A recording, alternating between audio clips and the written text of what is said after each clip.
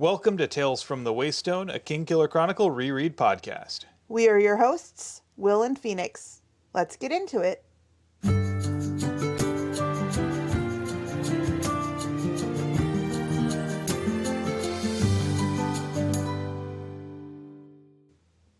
Welcome to Tales from the Waystone, Season 2, Episode 5, Ask Better Questions, where we will be looking at Chapters 7 and 8 of The Wise Man's Fear through the lens of Diminished Agency. Alright, so before we begin, I do want to let you all know that we have neighbors that don't understand that not everybody wants to listen to their music. So if you can hear music, we mean no copyright infringement on anybody's anything. And we're covering our butts right now. Sorry. Anyway, give me the little thing so I can read it. All right. I'm going to try to do this faster because I had my little disclaimer.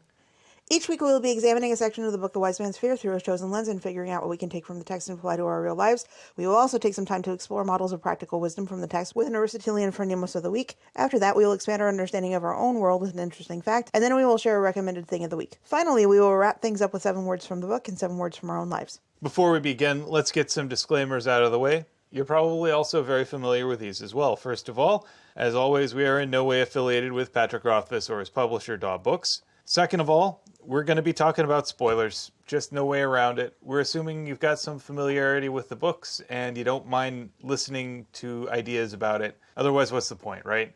Finally, word to our community, let's be kind to ourselves, one another, and the creators of the worlds we love exploring.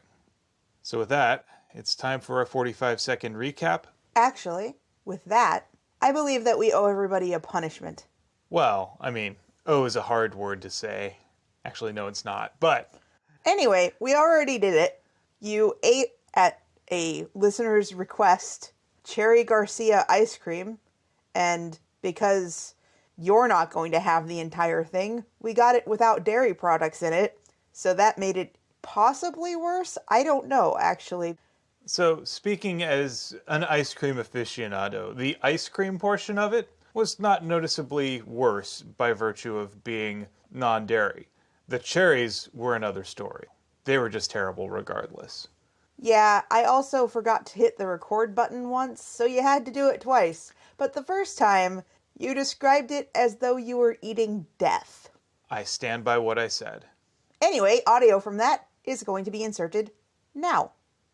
Hi everybody, Phoenix here. I wanted to give an acknowledgement to where the suggestion for Cherry Garcia ice cream came from. It was from one of our new patrons, Kyle Fox, who messaged me on Instagram.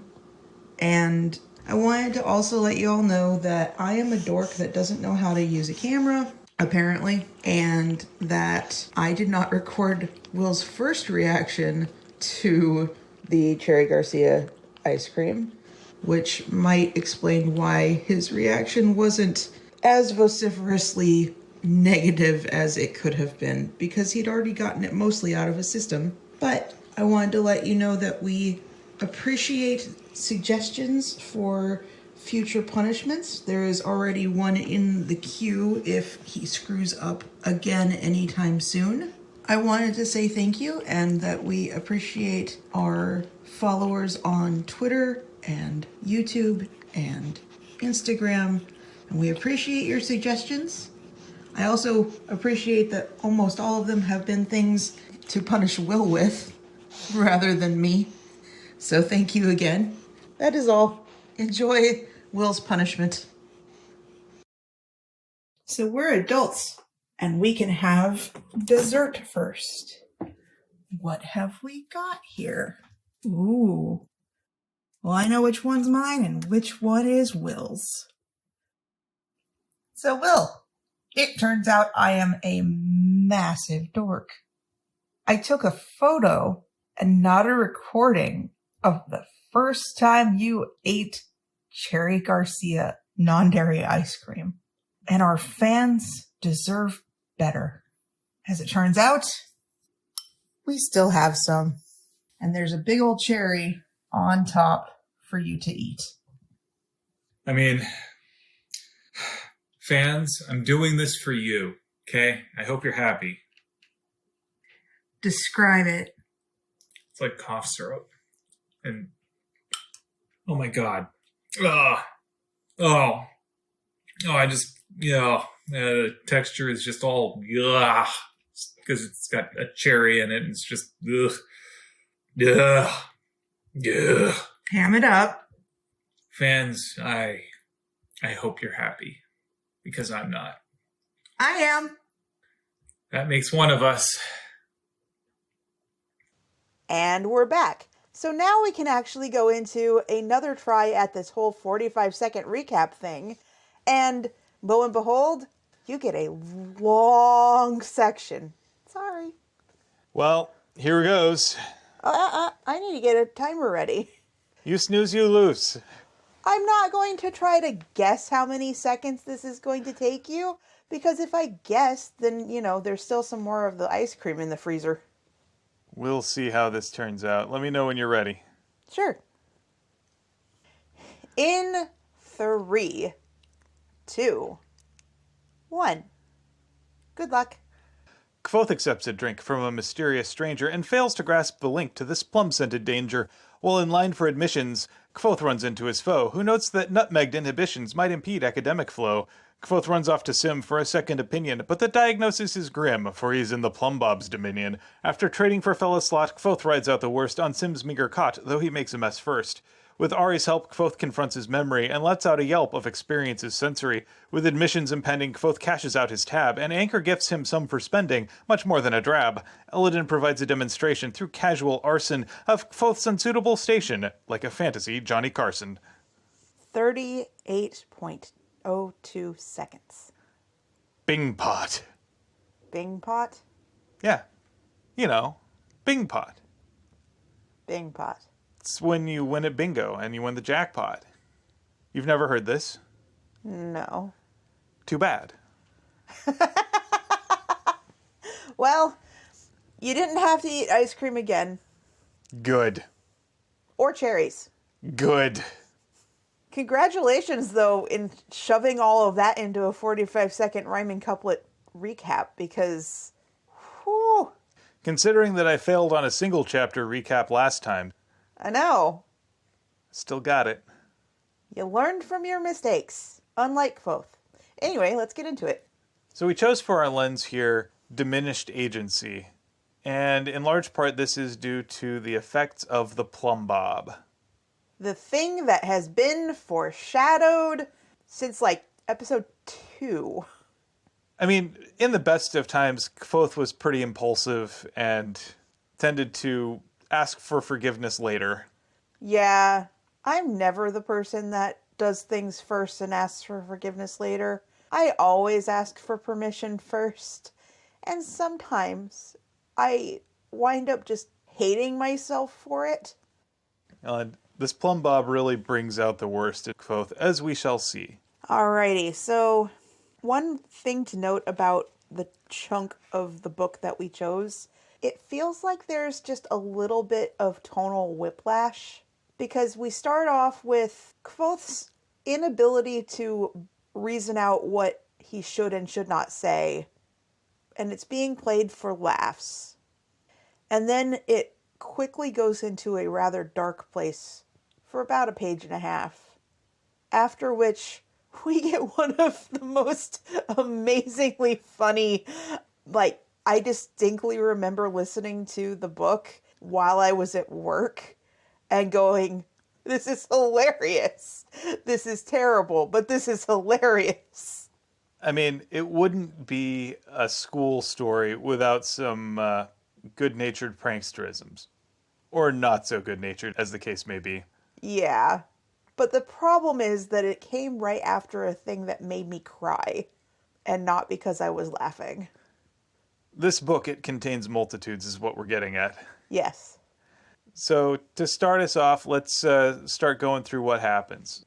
We zoom in on Kvothe as he is waking up with a hangover an hour before admissions. And generally worrying about everything, because that's what he does. And honestly, that's what most people do before a great big interview, even if they know they got it. True. He even runs through the teachers that he's like, yeah, I'm good with Kilvin's class, I'm good with Elxadal, but There are also teachers that don't know me from a hole in the ground. What am I supposed to do with that, and why do they have any agency over what I am doing anyway? Granted, because they're also saying this is someone I will probably have to teach in coming semesters, they do have a say. And also they have a say in what kind of community they want to cultivate at the school. Right, but this is all Kvothe's perspective that we're talking about.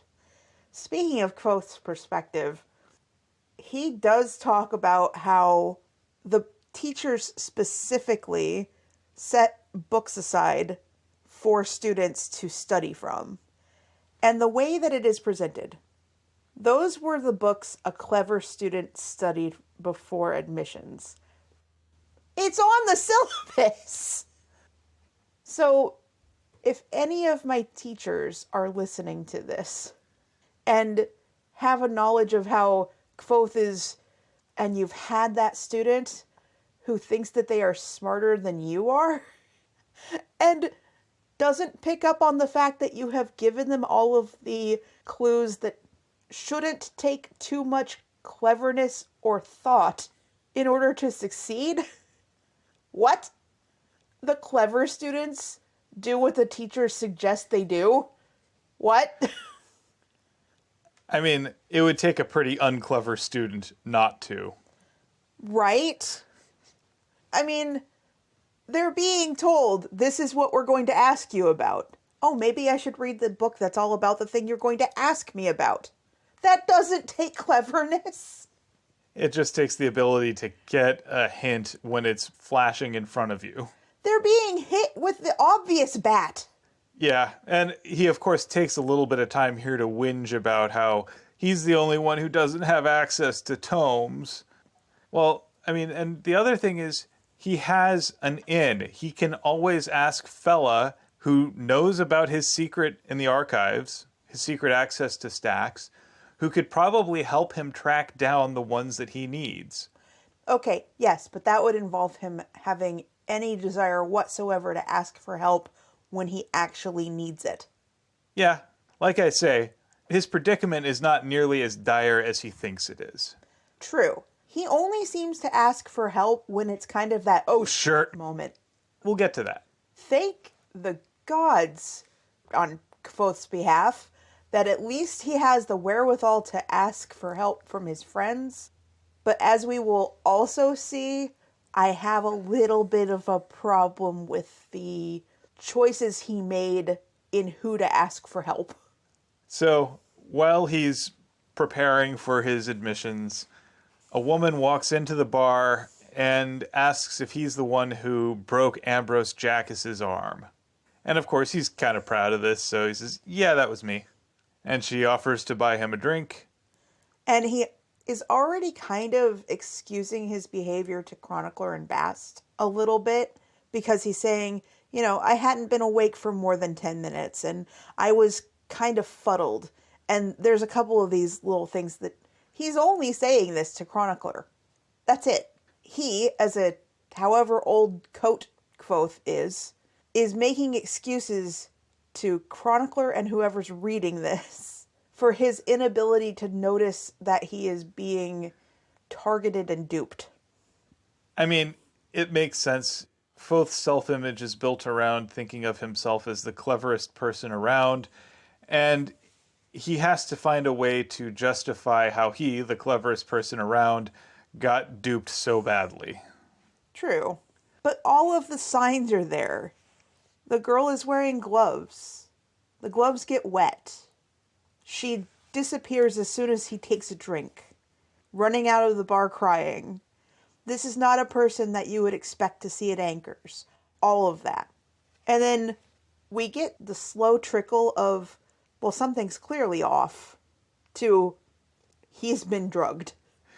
Yeah, I mean, our first clue is that Kvothe is suddenly able to justify spending a little bit of money on a hot pie and some honeyed nuts.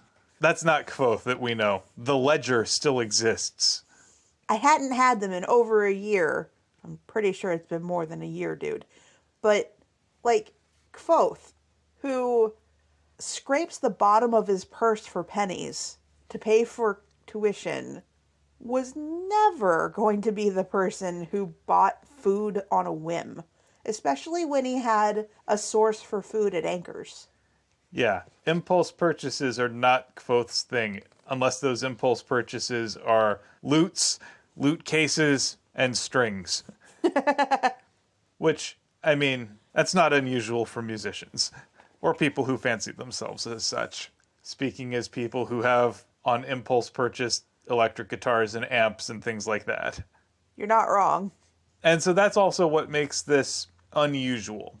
And then Kvoth, who is scared to talk to women, sidles up to one and just starts talking loudly about how incredibly stupid the admissions process is at the school. And all I have to say is maybe this is Patrick Rothfuss admitting that when he initially created it in the name of the wind, it wasn't the most well thought out process. Like we've said before, this school does not have a good bureaucracy. It's putting a lampshade on it. And as someone who sometimes struggles with volume control, especially when nervous or excited, I can get it. Yeah, except in this case, he's not nervous or excited, really. He's just loudly proclaiming things because he doesn't see a reason not to, because he's been drugged, or the equivalent thereof if the item in question that has caused the problem is alchemical rather than a drug. It's like he's kind of in a manic phase. That's a really good point. Almost like a fugue state. Yeah, he feels complete clarity about everything. Like, as far as he's concerned, he feels normal. He feels fine. He feels perfectly possessed of his senses and his ability to make decisions. Except he has no control over his ability to make decisions, which is where our diminished agency comes in. His ability to tell right from wrong is gone. And not just right from wrong, his ability to actually assess whether something might even just be a good idea, even if it's a completely non-moral decision. He has the inability to distinguish between whether he should juggle knives or tie his shoes. Those two decisions have equal weight to him, and he can't even tell, again, whether something is even just a risky idea or a safe idea. He doesn't have any real algorithm at this point. If it just enters his head that he wants to do a thing, he just kind of does it. As we will continue to see. Which is, oh, so lovely when Ambrose shows up. The first tip-off that Ambrose might have something to do with Kvoth's current state is that when Kvoth starts insulting him more than he normally does, Ambrose just kind of smiles, this wolfish smile. It has a spider to the fly element to it, and the fact that Ambrose isn't even bothering to try and come up with retorts. And Kvoth can't see that there's anything different, wrong, suspicious. Until Ambrose mentions the taste of plum, which is something that Kvoth has been struggling with all morning for some reason. And nutmeg. Fun fact, we have a friend that is allergic to nutmeg, and I had to be told that before I made chili for them. Yep. It's a random weird allergy. And it's a random weird ingredient that I put into a lot of crock-pot meals. Also, it's common in Jamaican allspice. It is not. Is Jamaican allspice a separate plant? It is its own nut, I think. It's its own thing. It is not a blend of spices. It is something you can grate much like a nutmeg. Ah, cool. Seed? It might be a seed. Nutmeg may also be a seed. This is the proof that neither one of us knows everything, and while we have the ability to look it up, it's probably not that interesting to our audience, so we should continue on with the book. So, Kvoth quickly decides he should probably go get a second opinion about this, because this is not normal. And who does he choose? You know, in the school full of experts like Gillers and teachers that are well versed in all things magical, alchemical, medical? Who does he choose? He chooses his buddy Sim. Right, because Sim, who is maybe 2 or 3 years older than him, maybe, seems so much wiser than, I don't know, Arwell or Mola or anyone who has ever studied anything to do with human physiology and might tell him why his brain went off the deep end. To be fair, remember, his decision-making faculties are pretty much on the fritz right now. So we can't hold that against him too much. I just don't like that his instinct is, instead of asking for help from someone who could actually be an expert. You know, I get it though. I remember when I was his age, if I had a problem, I would be more likely to go talk to a friend than a teacher or a parent. I'm not saying this is right or good or sensible or anything like that. The instinct, though, is to go to a peer first. So I think I know why I have a completely different reaction. And I think you hit the nail on the head.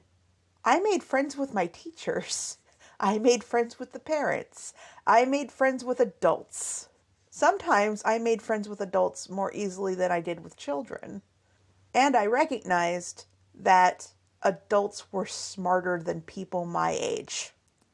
I had friends who were adults, but my friends who were kids, my own age, I tended to go for friends who were generally more on the bookish and kind and thoughtful side. I'm not saying that my friends weren't bookish or kind or thoughtful. I'm just saying that I knew better than to ask a teenager something that had to be handled by an adult. The next thing to happen is Kvothe shows up in Muse, pounding on a door in the hallway trying to get Sim to answer. And this actually reminds me, there was one time where I was working with my teammates at DigiPen on, I think it was my sophomore game, and we had to stay late, and I forgot my keys that morning. And I remember our team leader gave me a ride home, and I think it was after you'd gone to bed, but like a lot after you'd gone to bed, so it was like 1 a.m. And I'm just sitting there in this hallway full of doors to people's residence, just like, bedroom's on the other side of the apartment from the door. How do I get into my home? And I actually had texted my team leader and said, okay, I can't get into my home right now. And he was going to come back and get me. And then you finally got up. This was also before we had cats. Yeah, I remember that apartment. All the doors look the same from the hallway. It's not like people put out personalizing effects or anything like that, like welcome mats or anything of that nature.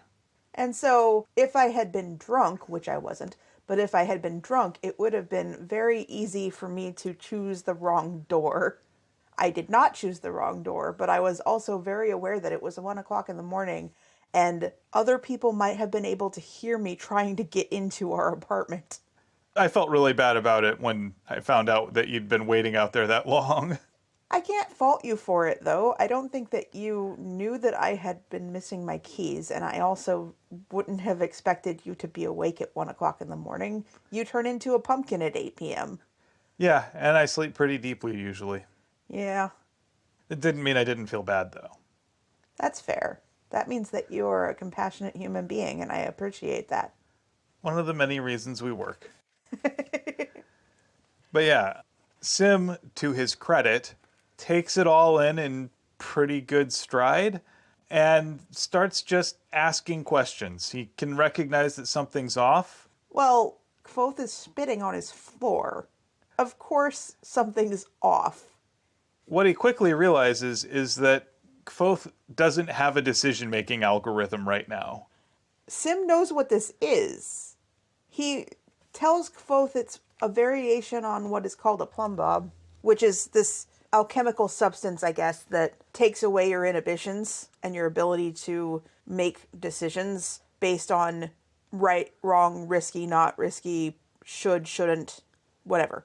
Like, everything has equal weight because of this thing that he has been dosed with. But he knows about this because Master Mandrag tells everyone in all of his classes at the beginning of the class all about it. And so this automatically means that there are people at the university that know exactly what this is and wouldn't necessarily take a look at Kvothe and assume that he is cracked or anything. But Sim, who is ostensibly the person who is the touchstone for making good decisions, makes a specific decision that Kvothe should not see a doctor or a teacher. Now, because it's admissions, we can probably deduce that Arwyll and Mandrag are busy and not immediately available to help. Okay, but that doesn't mean that there are no doctors. However, what I was going to get to next is that if he were to go to the Medica, Kvothe would probably be able to find Mola, who knows him, and would believe him, and would probably also listen to Sim about this. And from there, they could make sure that he's in a safe place under observation. I think that in this case, Sim's decision-making is also an element of fear because he sees the way Kvothe reacts so vehemently against the idea of someone even broaching the idea of sending him to the rookery. That's fair. I have an actual fear of being committed to a psychiatric hospital because I do suffer from anxiety disorders. And I feel like in our current system, a lot of places that ostensibly are designed to help would in reality not help people who are dealing with anxiety disorders because they would make them intensely uncomfortable, which would just amplify the problem and not lead to a solution. But if I am in a car accident, I still want a doctor. Like I say, I don't think you're wrong in that. I think that I can understand why Sim would make this particular decision because I think Kvothe has scared him a little bit in terms of what he might do at the mere thought of going there. That is fair, and there is another point that I would like to make that is kind of counter to my own arguments, which is after the exchange where Fella comes in and everything, they do talk about how Sim also didn't think that Kvothe would want to spew all of his secrets to everybody that he's been keeping at arm's length this entire time. And that's the only persuasive argument that I have, really. Sim is trying to misguidedly protect Kvothe from himself and from doing things that he would ultimately regret. And the biggest regret would be to tell everything about himself to anyone. I think Sim recognizes that in Kvothe's current state, he has diminished agency, so he wouldn't be revealing anything out of a sense of trust, and that as soon as the effect wore off, he would resent anything that people had learned as a result of that. And so I think that Sim's decision to not pry, not take advantage of this, and not abuse the trust that Kvothe has placed in him, speaks to Sim's character. I still don't agree with the decision, but I agree that Sim's desire to protect his friends and his friendships is admirable, even if the choices made are not ultimately the best choice in the situation. I would say that, yeah, his decision not to take Kvothe to the Medica is understandable but misguided. But every choice he makes from there on out is done with compassion and thoughtfulness, and done with the eye to protecting Kvothe and protecting Kvothe's agency while he can't do it himself.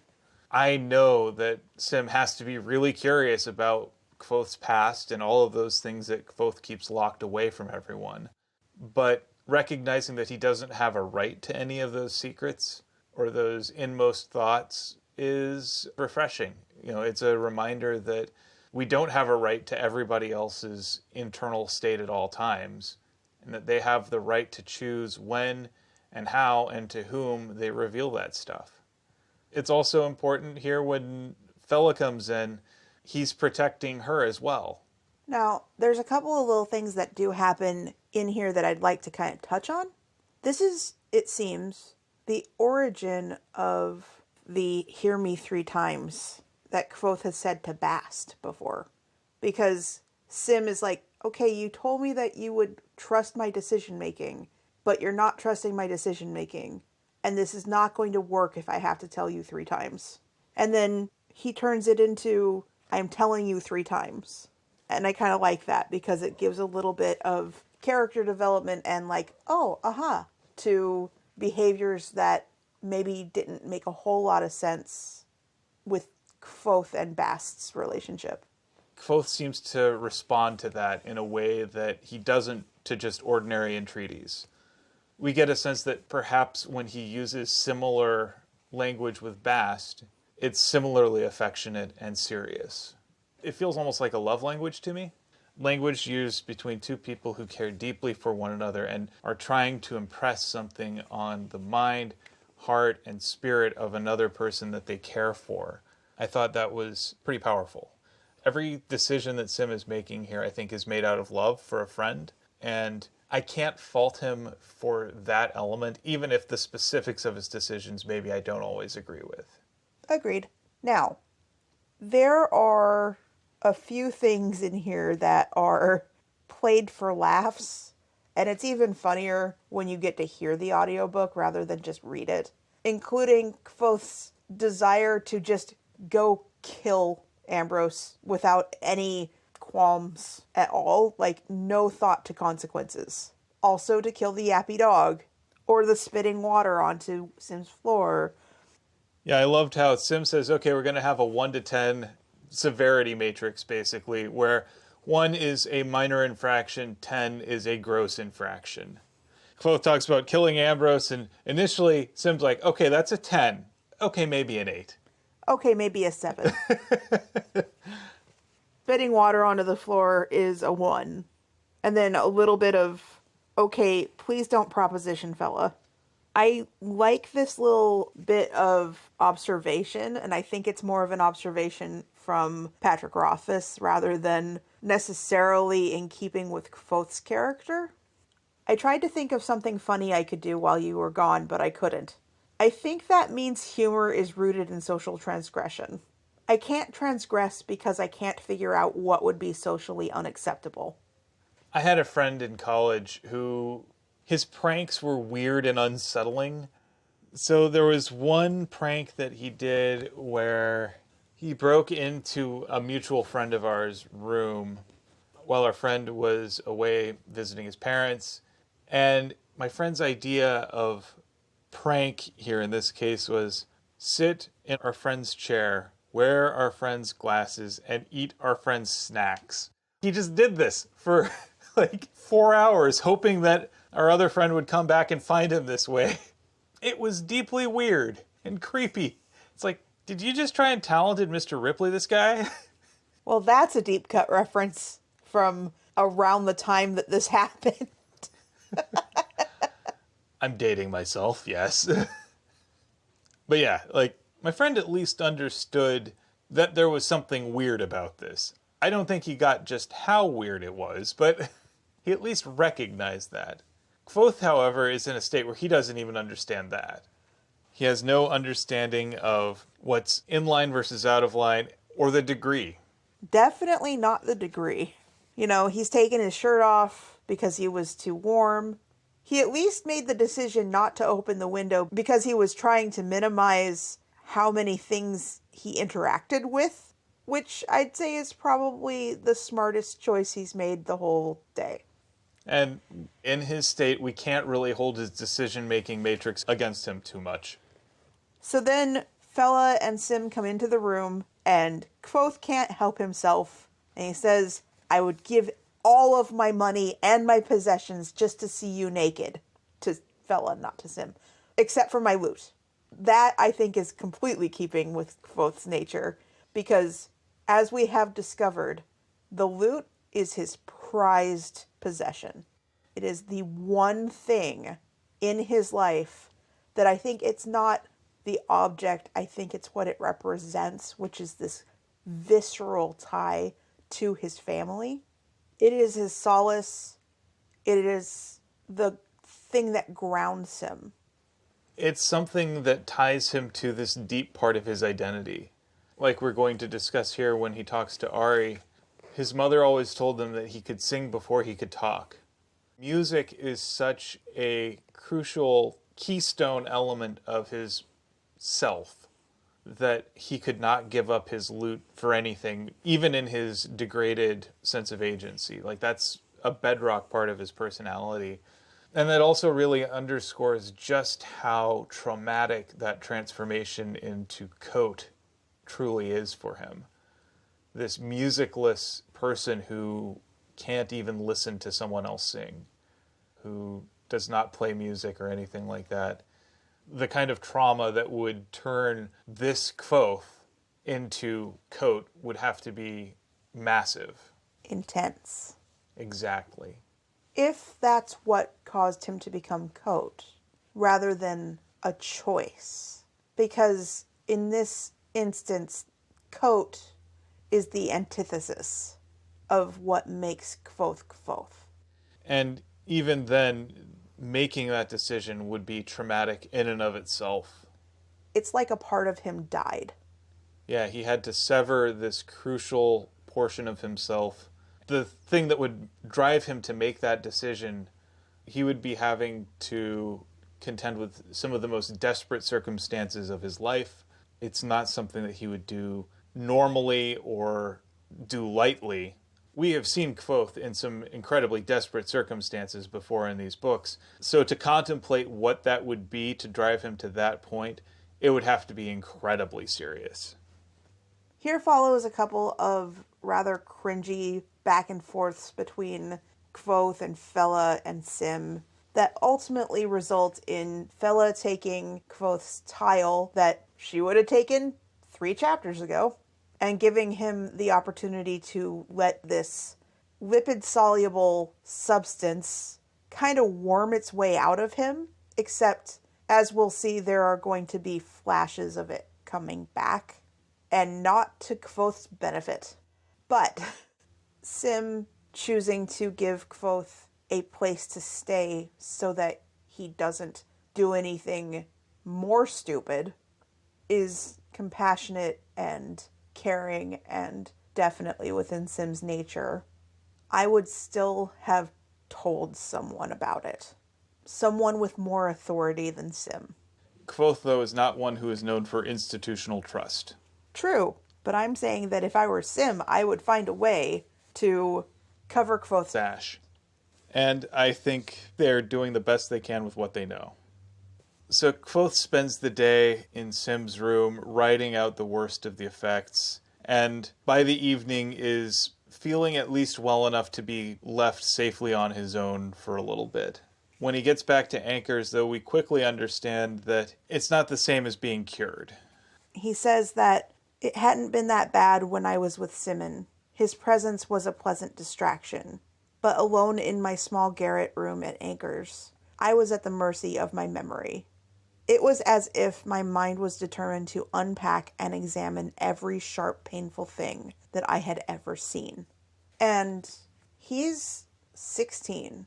The first 12 years of his life were happy. They were safe. They were idyllic. And having those memories is like having a bag full of razors. Yeah, we're seeing Kvothe tormented by what he's lost. And he's lost way more than anyone should have to lose over the course of a lifetime, much less over the course of a childhood. I lost my dad when I was 10. My memory of him, everything about him to my memory of being a 10-year-old, was of this person who was larger than life and kept me safe. I hesitate to use the word mother for my other parent. I hesitate to use the word parent or guardian for that person because they weren't. They were abusive. I didn't have a whole lot of contact with them, even though I lived in their house. My dad kept me safe, or at least that's how my perceptions of things were. and then to suddenly not have him any longer. Trying to go back and remember the happy times that I had with him. Remembering the trauma of him being in the hospital when I was 10, and then afterward having to deal with someone who, quite frankly, should have been in a mental institution, but instead was in charge of providing care for me, or at least shelter, most of the time food. I spent a lot of time unpacking trauma, but also acquiring more. Kvothe didn't have the luxury of having time to process what had happened, what he lost, before he was thrust into the environment that was Tarbean. And at that point, I think that you can work out the math where it was at least a fifth of his life, if not a quarter of his life, spent homeless and starving and just day by day trying to survive. And then to all of a sudden be in this other situation that he has this immense amount of agency over, but is still hampered by the lack of money. And so he is still under a massive amount of stress at 15 years old. Not only trying to scrape by enough so that he can continue living the life he would like to live, or that he thinks he'd like to live, the one that seems like it's the right place for him, but also like being expected to keep up grades, if they do grades, or whatever, keep up skills and continue learning and growing. He hasn't had the luxury of being able to stop and relive the happy times that he had growing up. Now, he has said that he did examine those last few moments, those moments where he was confronted by Haliax and Cinder, and the horror show that was his burned out troop. He's gone over them and over them and over them enough where it's almost like putting them into a rock tumbler and all of the edges are worn smooth. But reaccessing the memories of the times that you miss so viscerally is like taking a piece of jagged glass and tearing it into all of your flesh. And the plumb bob, in effect, is causing his memories to attack him. And here, once again, we get to see Kvothe's good fortune in his friends. This case in the form of Ari. And it's a case where I feel like the shoe's on the other foot. Oftentimes, I think Kvothe thinks that he's protecting her. In this case, she's protecting him. And she's giving him the safe space that he oftentimes envisions giving her. It's also pretty clear that Ari has been through something intensely traumatic. Probably more than just the school taking its emotional toll on her. She says, I know. It's bad sometimes, isn't it? She's gone through something. She says, you have a stone in your heart. And some days it's so heavy that there's nothing to be done. But you don't have to be alone for it. You should have come to me. I understand. And this is really the first time that Kvothe has confronted how much he misses his mother. He talks about his dad, or he tells chronicler idioms that his dad would have said. These are foundational. These are things that he truly remembers to a very specific degree. Kind of like every once in a while, I'll tell you something that my dad would have said, and you said that your dad says that all the time. And it's just this little connection that we have where these wonderful memories get to be shared even as you've never gotten to meet my dad. So bringing up all of these things where Kvothe is finding similarities in his own life to how his dad was and wondering what his dad would have thought of him. Those appear all the time. But there's not a whole lot of acknowledgement about his mother. It's almost like he doesn't want to touch those memories for fear of being cut. But due to the plumb bob, that barrier bursts. And thank the universe that the person who was there for him was Ari. Kvothe doesn't have many friends, but he seems to have chosen the ones he has pretty well. He talks about how his mother used to sing to him, or just hum to him, when he was a baby. Just a descending third. And I actually want to look up real quick what a descending third is, and see if one of us can play it. Okay. It'll probably be on the piano because it's easier. So if I were to guess, it would be something about, like,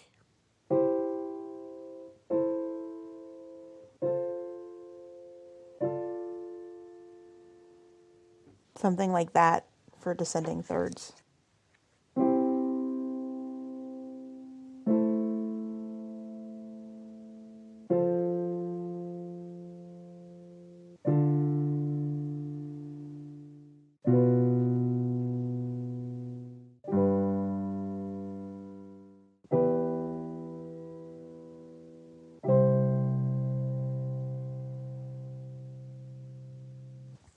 Of course, little baby Kvothe is not humming chords, so it would probably be more like this.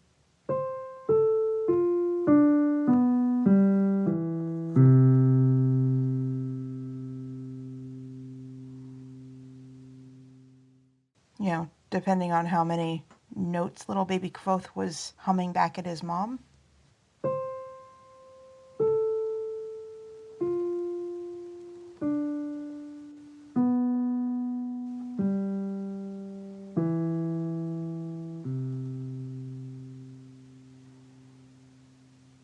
So based off of my rudimentary understanding of music theory, the little humming descending thirds was something along the lines of what I just played on the piano.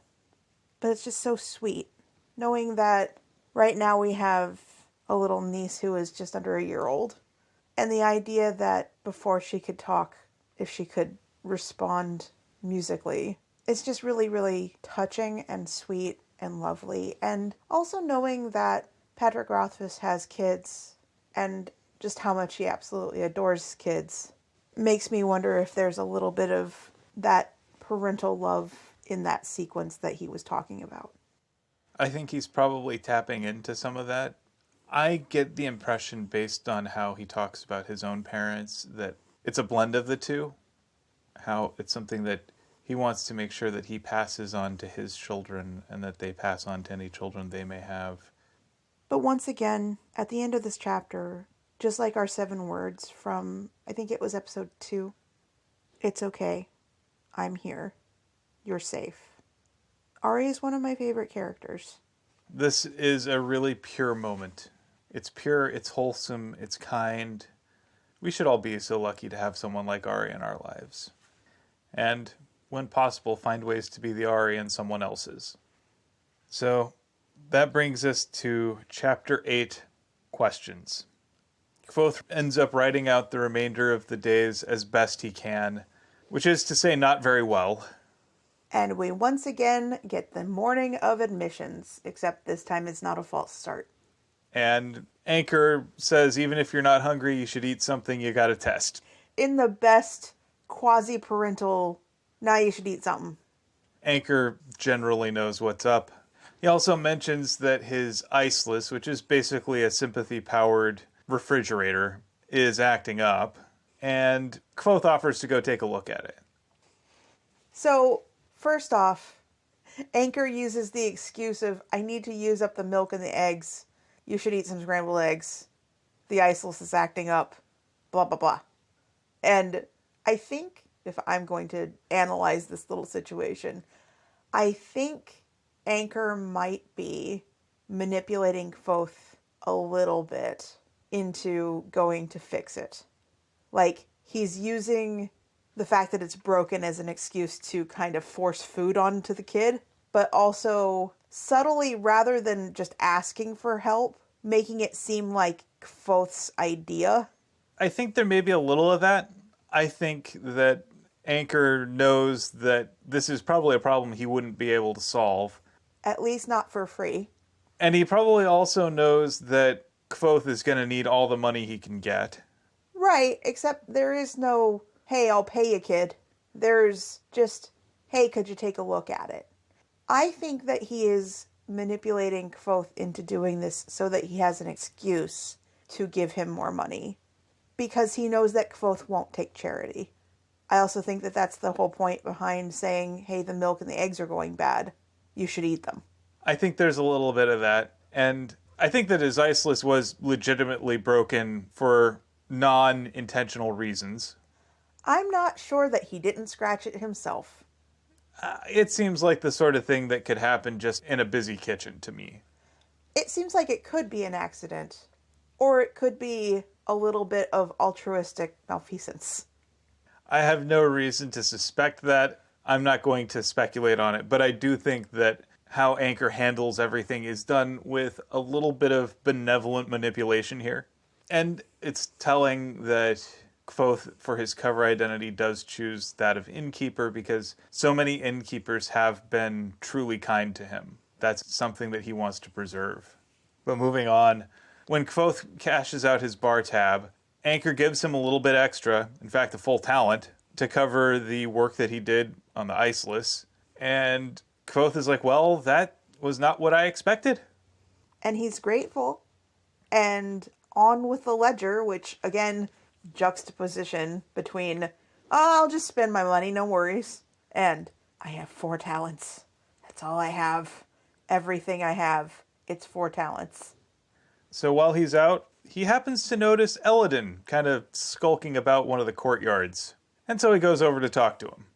At which point, Elladan continues on his way. He was on his way into the Master's Hall, and Kvothe just kind of follows him without being invited. It's clear that he's trying to gun for an invitation into the naming class. But he does the thing of, can I ask you a question? I want to ask you a question. And then he makes a statement. It is not a question. It's kind of like every time that you see those people going like at a convention, it is not a question. It is a, I'm going to comment on something and then maybe at the end have my voice go up so that it might be a question. And then maybe the person that I'm asking will recognize that I'm good and smart. And compliment me. And you've made a word up for this. It's a quement. Right. Naturally, of course, Elladan has no patience for this. Not that Elladan has much patience for anything. He specifically says that's not a question. Yeah, and I love Elladan's willingness to just kind of toss out the snark. Kvothe needs it. He definitely needs someone who can toss it back as good as he does. True.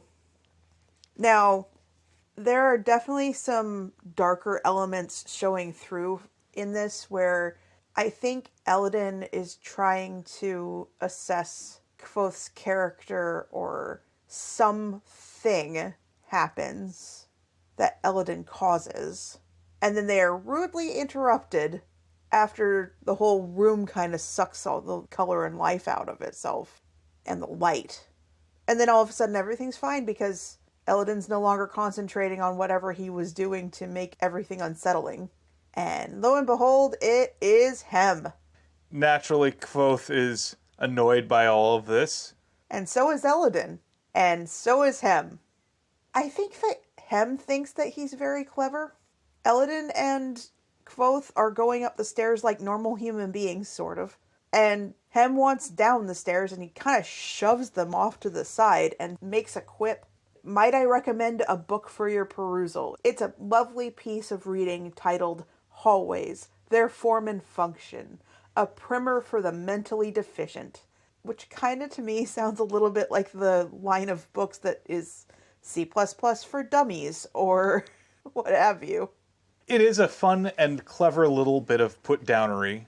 At least Hem thinks it is. No one else seems to be laughing. So then Elladan waits for Hem to leave, and then they move into the hallway, come to a door, and he kind of fiddles with it for a little bit and then asks Kvothe for help. Correction. What he says is, much to my dismay, I find myself without a way to get past this door. What would you do in this situation, Rolar Kvothe? At which point, Kvothe is the dumbest dum-dum of all dum-dums. He naturally assumes that he ought to get past this door. Right. So he does. With a little bit of clever lockpicking, he manages to open the door, and the two of them waltz inside. And then Elladan proceeds to gather up all of the clothing inside of the bedchambers, hand it all to Kvothe, who is not asking a single question about Elladan's odd behavior, Probably because at this point he just expects that Elodin is going to have odd behavior. And any odd behavior is actually not odd at all. It's completely normal because it's Elodin. Kvoth's knack for not really knowing what the right question to ask is bites him in the butt here. Right. Also the wrong people to ask. Yes. So, oddities continue. Elodin takes a swig of whatever alcohol is in the decanter. He goes over to the fire and gets it all ready to receive articles of clothing from Kvoth's pile. And Kvoth is just here asking Elodin, hey, can I be in your class, please? I want to be in your class. Why won't you teach me? I don't understand. And Elodin is just like, you are a special kind of idiot. I'm going to continue doing this. And after a little bit and some prompting of, oh my god, you are asking the wrong questions, it dawns on Kvoth. Suddenly I realized what was going on. Oh god, I said, whose rooms are these? I love this so much. Because Kvoth just has no intellectual curiosity at all. But he feels like he is entitled to everything. It reminds me of something that an old manager of mine used to say, which was, if you ask better questions, you'll get better answers. So the first question he asked was, can I join your class? And he goes, no, you haven't proven yourself yet. But why? Master Elodin, why don't you want to teach me naming? And Elodin's like, that's the wrong question. Why are you burning your clothes? Nope, not even close to the right question. Oh my god, what are we doing? What? Whose clothes are these? Whose rooms are these? And then Elodin gives a satisfied nod. Very good. I would have also accepted, why don't you have a key for this room? Or, what are we doing here? Doors are locked for a reason. And then there's another little bit, and this made me think a little. You think I will keep you safe. Which is interesting in juxtaposition to what Ari said, which is, it's okay, I'm here, you're safe. And it's almost like Kvoth has an angel and a demon on his shoulders. And he keeps underestimating his angel and putting all of his faith in the demon. That's usually how demons work. One of the things that's telling here also is that compared to contemporary academics where universities typically take an in loco parentis sort of take on things where they assume a sort of quasi-parental responsibility for their students, we're still in a mostly medievalish society where that is not the case. They don't have to worry about insurance. Insurance hasn't been invented yet. Elodin is not affecting the school's premiums. So long as the school is still standing, who cares about a few students who've lost their marbles here and there? Or teachers. Exactly. They're dealing with forces beyond the ken of mortals. That's kind of the stock in trade. It's the risk everyone takes. Why are you burning all of Hem's clothes? I asked. Because I hate him. He's a jerk. For the same reason that Kvoth was all ready to go and just murder Ambrose. He's a jerk, I hate him. And then the one bit of self-awareness, tempered by, I'm still not going to admit that I am completely and 100% idiotically wrong. Sometimes I don't think things all the way through. And Elodin just going, obviously. Don't you have admissions coming up? You better go get changed, otherwise you'll smell like smoke. Right? Just so snotty about that. This is an object lesson in the difference between intelligence and wisdom. Which anyone that has played D&D should understand. Because there is an int score and a whiz score, and they are not the same. Not at all. I can get away with this because I live here. What's your excuse? It's at the end of that chapter. Oh my gosh.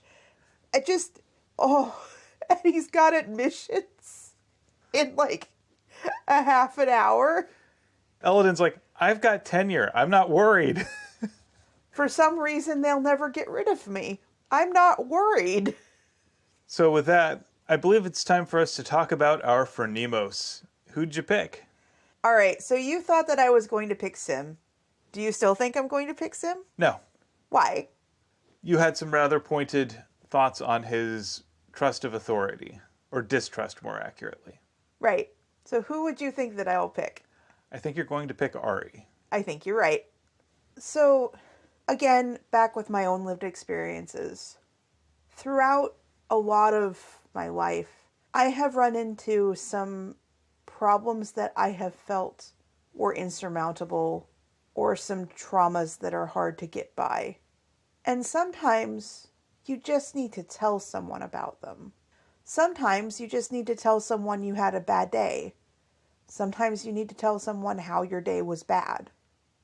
And it is within our human instinct to try to fix the problem for other people. Well, if you would just do this, things would be better.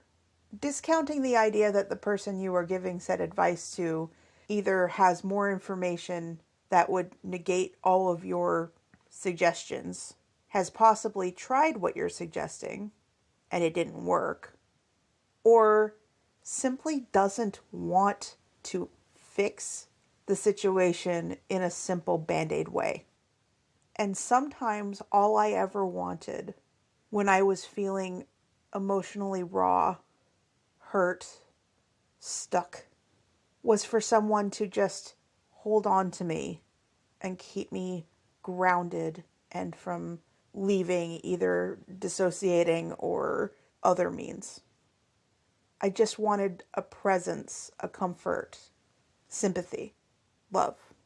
And even people who are intensely broken are capable, in many cases, and in some cases even more capable, of providing that love and comfort for people who are going through trauma or strife. And instead of prying into what was wrong with Kvothe, Ari simply says, it's okay to talk about it. You can be safe with me. I'm just going to sit here and cradle your head in my lap, comfort you, love you in the way that I can, and give you a place that feels safe. I was really struck by the way Ari responds, which is one with zero judgment or shame or anything like that. It's just, you're feeling how you feel right now, and you're feeling how you need to feel. You don't need to worry about hiding it or denying it.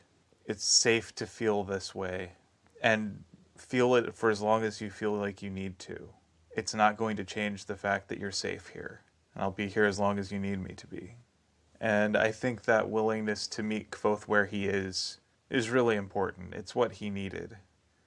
And it's notable that this is also an instance of Ari seeking Kvothe out and not him looking for her in their usual meeting place. Either she was called to him, drawn to him, or there's an aspect of their relationship that hasn't been shown before where she feels comfortable enough going to his home in the same way that he goes to hers. I think that's also an element of her having more agency moving forward. We're seeing her as this complete person who can make her own decisions, and that she can be the person she wants to be, the person she feels she needs to be, to help the people she cares about. I think it's a good choice. Thank you. So now it's my turn to share an interesting fact this week, and I have titled this one, Clone on the Range. The gene pool of the black-footed ferret consists of genetic material linked back to just 7 individuals. In fact, scientists believe that the species was extinct until 1981, when a rancher in Wyoming found a group of black-footed ferrets on his land, the members of which have been used to kickstart a captive breeding program. And conservationists have been trying to recover the species ever since, with several reintroduced populations that now exist across the country. In 2008, the U.S. Fish and Wildlife Service concluded a 5-year study finding that the species remains one of the most endangered mammals in the United States and continues to warrant its endangered status, adding that extinction is not guaranteed as the recovery of the species within reach. In 2018, the U.S. Fish and Wildlife Service issued a permit allowing for cloning research into the endangered species, which has now advanced to the next stage, resulting in the birth of Elizabeth Ann. Born December 10, 2020, Elizabeth Ann is the genetic twin of a black-footed ferret named Willa, who died in 1988. The Wyoming Game and Fish Department preserved Willa's cells at the San Diego Zoo Global's Frozen Zoo, where they were stored in a cryobank for decades. The Frozen Zoo was created more than 40 years ago with the hope that it would provide solutions to future conservation challenges. So it's actually kind of awesome that we're seeing these species that had for so long been on the brink of extinction being preserved in ways that they can be brought back and hopefully reintroduced into the wild and perhaps make a comeback. Hopefully it doesn't turn into a Jurassic Park scenario naturally. Jurassic Park is one of those extreme things that feels plausible because humans are nuts. But any scientist worth their salt would probably choose to do things like a specific genetic strain of ferret before bringing back a T-Rex. So things like California condors are other examples where this could be really useful. Other key pieces of our ecosystem that are gradually disappearing could perhaps be brought back and reintroduced into the food chain. Or into just the world.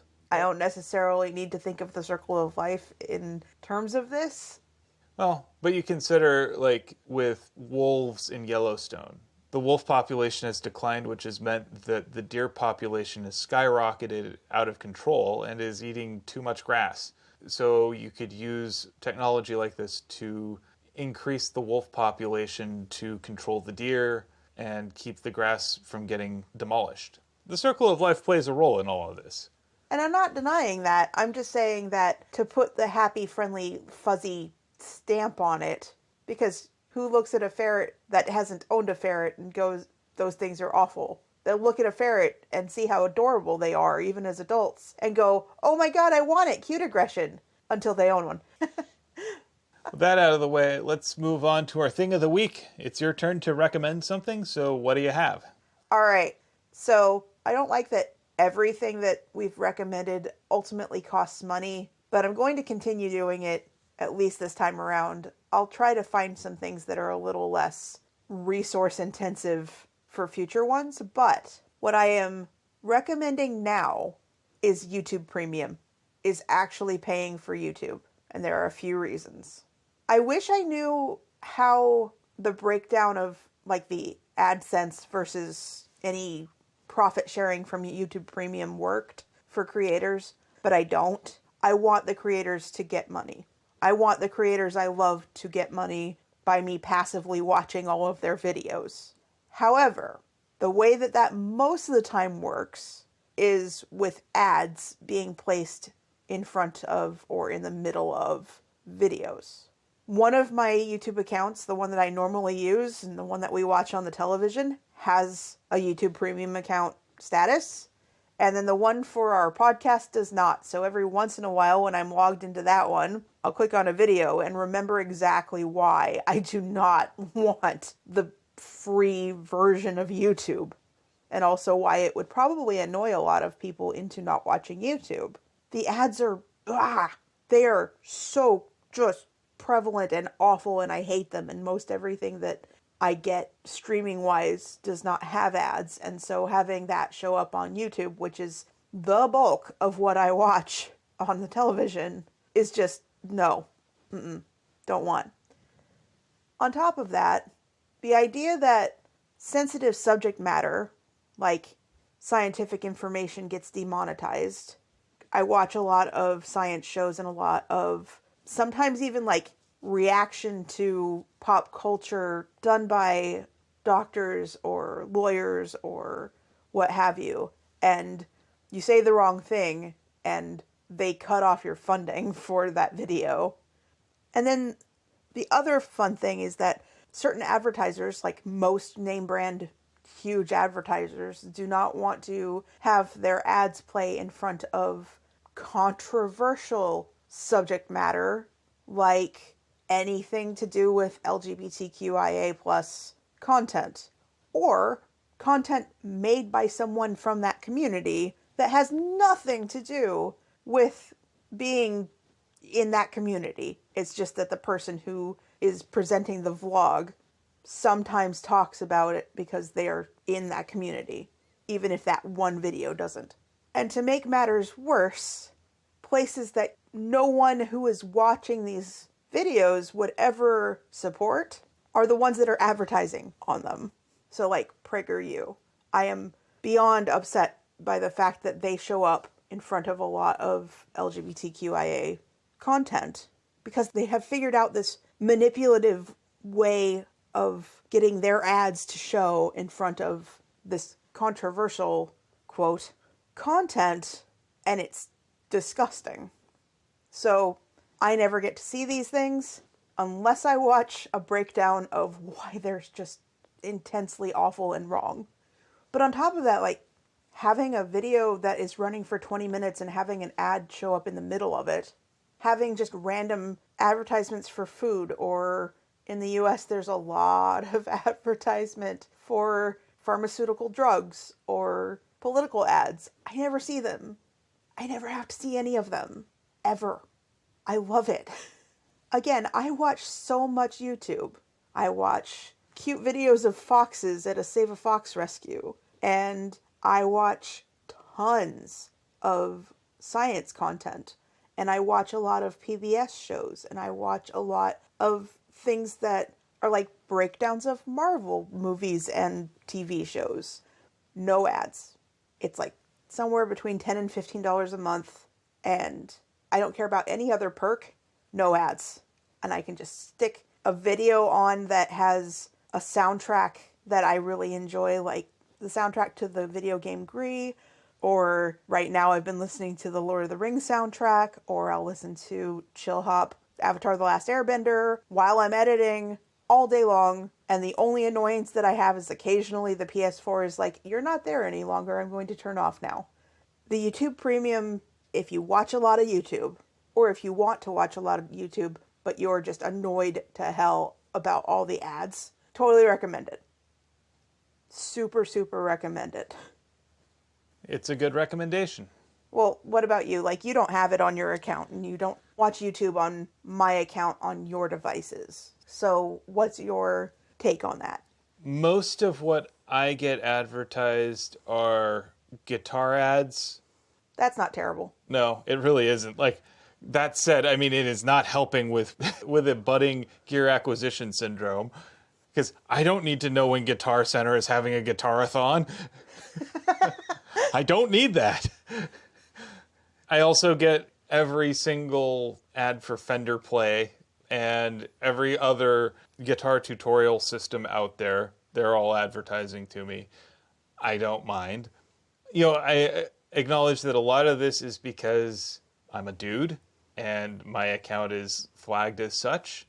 That is a good point, because my personal account, they code me as a woman. And there was one time before YouTube Premium existed and before YouTube Red, which is what I originally signed up for, existed, where I worked in an office where it was 10 guys and me. And while I don't always identify as woman, Google has no idea how to advertise to somewhere that gender doesn't exist. And so my boss mentioned, like, your ad experience is so much different than mine, because I got bras advertised to me, I got makeup advertised to me, I got pads advertised to me, and if there's something I really, really, really do not want when I am in an office full of dudes is an advertisement for, like, tampons. What the hell? I just don't. Nope. Don't care. Stop it. Or a zoom in shot on somebody's boobs. I just, no. That is not what I want. And I'm like, but I'm a geek. I like music. I like all of these other things. I have even gone into Google and told it what my interests are. And they're like, well, but see, you understand, like, that's all coded for, like, cishet dude. And I'm like, yeah, and? And they're like, but you're not one. And so the one and only time I can remember an ad being the weirdest amalgamation of this should be for you, but it's definitely not, is I was advertised Star Wars makeup. And I'm just looking at this and I'm like, it's in front of a science video. And I'm like, what? Why? This is a product? Why? Yeah, as the algorithms have grown more targeted, it is abundantly clear just how much they miss the people that fall through the cracks and the things that they don't take into context when they make their advertising decisions. I think the thing that makes me really angry is either getting a political ad in front of a political podcast video, because I do listen to political podcasts, and I watch a lot of left of center comedy, like late night comedy breakdowns that also include political commentary. And so trying to advertise not so left side things at me, I don't want that. But the thing that really, really angers me is getting an ad that tells me that transgender boys are just falling into a fad and that we shouldn't give them proper medical attention and psychological attention because we should just be telling them, no, no, no, you're not a boy. You were born a girl. You are a girl, which is rage-inducing. And I don't want rage-inducing advertisements in front of my safe space vlog. Please, thank you, go away. Thanks, I hate it. Yeah, I would say if you have the means to do so, definitely consider YouTube Premium as a way to make your YouTube experience less rage-inducing. Or just better. It is better. It's a lot better. It's better flow. There's not as many ads. I really hope that some of my money goes to the creators I watch. I'm going to have to do a little bit of research on that. If anyone knows the answer to that, please let me know. Well, with that, I think we're going to jump into the 7 words from the book, which is my turn. Oh my God, there are a lot. There are so many. And if you will excuse me right now, I have to go see if anyone on our Twitter has told me if they would rather it be sweet or funny or what have you, because I wanted a little help narrowing it down. No one helped me, no. Somebody liked the tweet, but nobody has told me whether they want it to be sweet or funny or poignant or just random. Should have made it a poll. I should have made it a poll. Sigh. Well, I guess you're just stuck with me reading a few of them off and then randomly pointing and saying that one. All right. Because there are just a whole ton of them. There are so many. Not even close to the right question. You think I will keep you safe. And I suddenly realized what was going on. And Will is trying to figure out if they are actually 7 words. It's hilarious. Some masters prefer clever students, I muttered. Easy if you know what you're doing. Which I actually want to make a point on that. Things, if you know what you're doing, if you have an expertise in something, can feel or appear to be a lot easier, especially from the outside, than if you do not know what you're doing or you don't have the right tools. So things are easy if you know what you're doing. If you've had enough practice, built up your muscle memory. Have more than a theoretical knowledge of it? Yes. The little section with Ari had so many. I heard a soft sound behind me. It's okay, she said quietly. Come here. You have a stone in your heart. You can say it, Ari said softly. Then I began to cry in earnest, sharp as a mouthful of broken glass. But all was not right with me. Then there's some that are a little more funny. A purgative doesn't sound like much fun, talking about trying to make Quoth throw up whatever it is he's ingested. Shouldn't we take him to the Medica? Thank you, fella. A little more confidence and forcefulness on that would have been nice, but, you know, at least you tried. It's not a simple lowering of inhibition. Fella muffled a laugh behind her hand. I need to trade slots with you. I need some sort of behavioral touchstone. Open this door and talk to me. I could suddenly smell nutmeg and plum. And then there are 2 that I'm not sure which one I should choose for my Instagram quote of the week. So I'm going to get you to decide for me. Okay. The first one is, I don't think I have any secrets. Okay. And the other one is, she said I sang before I spoke. All right, so I actually have one that I would like to share from all this as well. Here, let me find it here real quick. It would be interesting to see if it's one that I do have highlighted but chose not to say because there are so many of them. I was born in a barn, actually. That one I didn't highlight. But I think I like the first one that you picked. I don't think I have any secrets. You think that that's better than She Said I Sang Before I Spoke? I think that one is cute and everything, but I also sometimes have a limit for how much cute I can take. Aw. The cats took it up already, didn't they? They did. They really did. I've got a limitation on how much I can handle the coffee beans. Our little dark roast and medium roast coffee. Yep. Well, coffee cats. Well, I might have to do that as a poll. So, I have 7 words from life, so I've got 3. First one is, some e-commerce platforms are just plain butts. Another one I said is, organized crime calls for a disorganized detective. Right, because we're watching Law and Order, or at least more accurately, I'm watching Law and Order and you were there. Yeah. And the other one is, let the record show I ate cherries. Is that the one that you want the nice little quote thing for? Yeah, sure. Okay. So with that, thank you for potting with me. Thank you for potting with me. And thank you for listening to Tales from the Waystone. Join us next time on Tales from the Waystone as we cover chapters 9 and 10 of The Wise Man's Fear through the lens of ways and means. We would like to extend a huge thank you to our friend Shawnee Jang for our theme music. And many thanks to Patrick Rothfuss for creating a world that we've enjoyed exploring. Audio production, editing, and social media coordination, courtesy of me, Phoenix McCullough. Writing and project management, courtesy of me, Will McCullough. If you would like to help support us and have the means to do so, please consider becoming a patron on our Patreon account, patreon.com/waystonepod, where you can find early access to our show, as well as Patreon-exclusive bonus pods, ways to make me do art, and other fun and exciting items. And with that, here's to one more day above the roses. To one more day above the roses. Ding!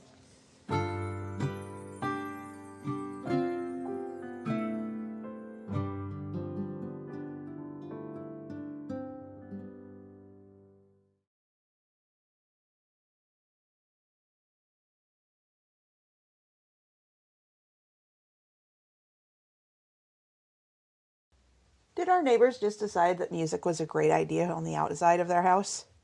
Sounds like. Ah! What fuck? What f***? What fuck? What fork?